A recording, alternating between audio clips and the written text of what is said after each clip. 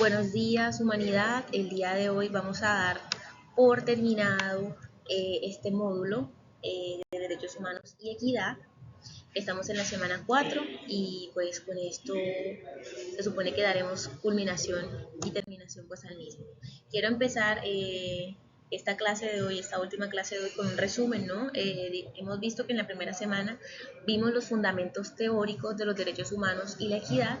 En la segunda semana vimos aplicación de estos conceptos de derechos humanos y equidad en diferentes contextos. En la tercera semana vimos casos prácticos sobre la vulneración de estos derechos, ¿no? Y defensa de estos mismos. Estuvimos mirando el informe de la Comisión de la Verdad y casos específicos por regiones también.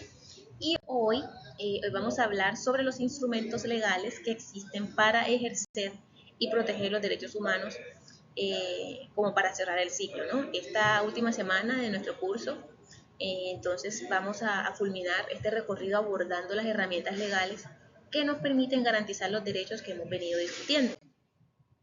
Ahora, los objetivos de esta clase son claros. Primero, entender qué instrumentos legales existen para la protección de los derechos humanos. Segundo, queremos conocer cómo estos instrumentos pueden aplicarse tanto a nivel nacional como a nivel internacional. Y finalmente, reconocer cómo los ciudadanos y ciudadanas podemos utilizar estos mecanismos para defender nuestros propios derechos. Como quien dice, se cierra el círculo, ¿no? Ahora, cuando hablamos de instrumentos legales, nos referimos a todos aquellos documentos como tratados, convenios, constituciones y leyes que son utilizados para proteger y ejercer nuestros derechos. Estos instrumentos pueden clasificarse en dos grandes categorías, como lo vemos en la diapositiva, que son las internacionales, que son documentos como la Declaración Universal de los Derechos Humanos, y los nacionales, que incluyen nuestras leyes y nuestras constituciones, por ejemplo. Ahora, los instrumentos internacionales tienen un papel fundamental en la protección de los derechos humanos. En este caso tenemos la Declaración Universal, ¿no?, que fue adoptada en 1948 y que es la piedra angular de la protección de los derechos a nivel global. Digamos que además de esta, existen un montón de tratados y convenciones específicos como el Pacto Internacional de los Derechos Civiles y Políticos y la Convención sobre la Eliminación de todas las formas de discriminación contra la mujer, o la CEDAW, de la que estuvimos hablando en clase, que refuerzan la protección en ámbitos mucho más específicos. Ahora, vale, además de los tratados, hay unos organismos internacionales a los que podemos acudir cuando nuestros derechos son violados. Por ejemplo, está el Comité de Derechos Humanos de la ONU, que recibe denuncias de individuos o de personas cuando sienten que sus derechos no han sido protegidos a nivel nacional. En nuestra región también tenemos la Corte Interamericana de Derechos Humanos, que ha sido crucial en la defensa de los derechos en América Latina, pero también está la Corte Penal Internacional, que juzgan crímenes contra la humanidad o de lesa humanidad, que imagino que ustedes la han visto bastantes veces cuando estamos en los noticieros, pues, y escuchamos hablar de la Corte Penal Internacional. Ahora nos vamos al caso Colombia. En Colombia, la Constitución Política es nuestra principal herramienta para la garantía de los derechos humanos. Artículos como el 11, que protege el derecho a la vida, y el 13, que garantiza la igualdad, son fundamentales. Además está la Corte Constitucional, que juega un papel importante al revisar las leyes y garantizar que se respeten los derechos fundamentales de todas las personas. En Colombia tenemos unos instrumentos, también además de la Constitución Política, la revisión de estos dos artículos que les mencioné, y tenemos la Corte Constitucional como ese tribunal que defiende los derechos y revisa las leyes y decretos. Pero además de eso, tenemos unas acciones legales y vamos a profundizar en estos mecanismos legales que tenemos a nivel nacional para proteger nuestros derechos.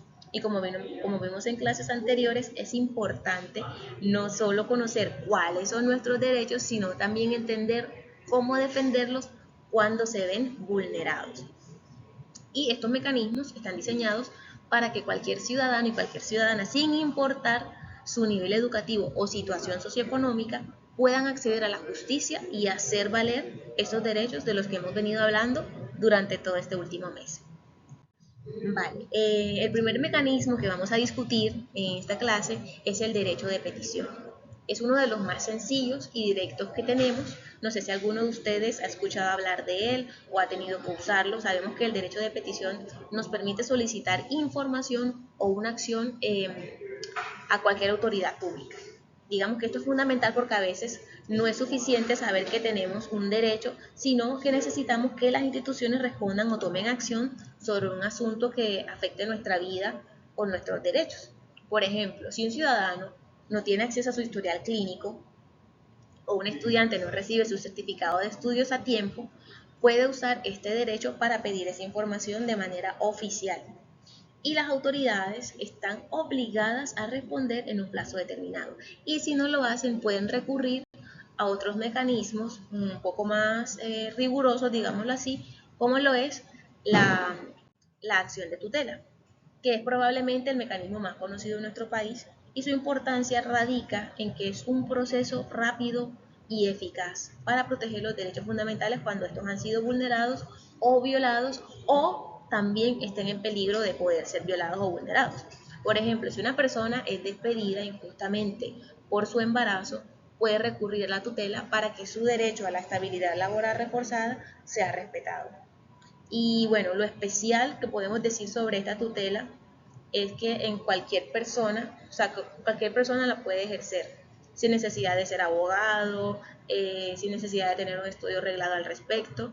Y no solo es rápida, sino que además los jueces deben resolverla en un plazo de 10 días hábiles, lo que hace que sea un mecanismo muy eficaz cuando se necesita protección inmediata, teniendo en cuenta pues cómo es la burocracia en nuestro país y que las cosas muchas veces se demoran en ser resueltas. Digamos que esto es como el mecanismo más idóneo para hacer valer nuestros derechos.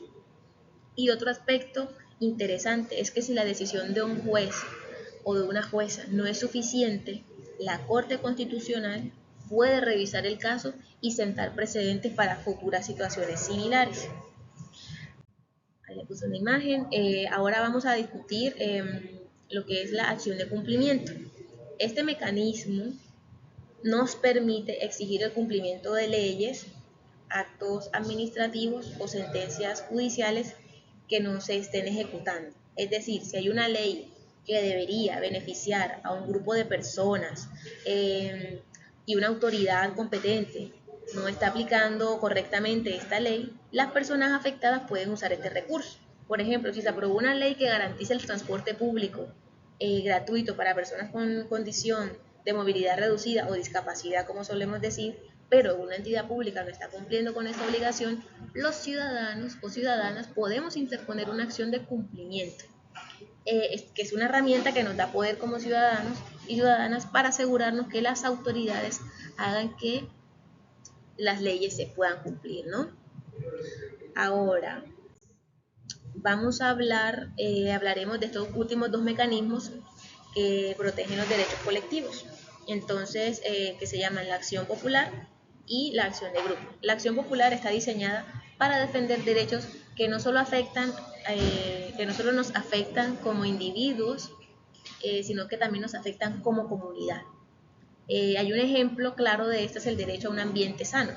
Por ejemplo, si una persona está contaminando un río que es vital para una comunidad, cualquier ciudadano o ciudadana puede interponer una acción popular para proteger este recurso natural.